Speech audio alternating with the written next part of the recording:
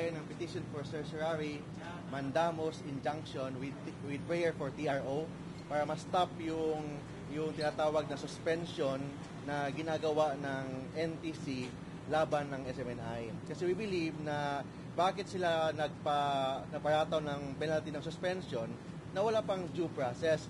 Hindi pa tayo pinagbigyan ng pagkakataon na sagutin yung mga allegation. In the very first place, wala pang allegation, wala pang complaint. Mahirapan kami sumagot sa mga allegation na wala naman dyan. So, para kami nanghuhula ngayon na ano yung sagot namin na wala pa namang complaint, wala pang specific na violation na sinasabi nila para masagot natin. So, in the meanwhile, nag-file po tayo ng injunction dito po sa Court of Appeals on the ground na violation ng due process.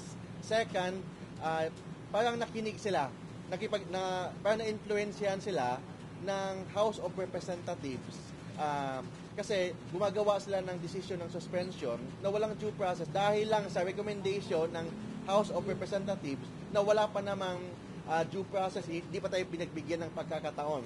Don't forget, ang NTC may tinatawag silang quasi-judicial function. Ang quasi-judicial function is part of the executive department. Yung pag-influensya ng House of Representatives to the NTC is in violation ng ating saligang batas, lalo na yung principle of separation of power. Separation of power, it means the NTC is part of the executive department, hindi sila dapat diktahan ng House of Representatives, and that is the legislative department of our government.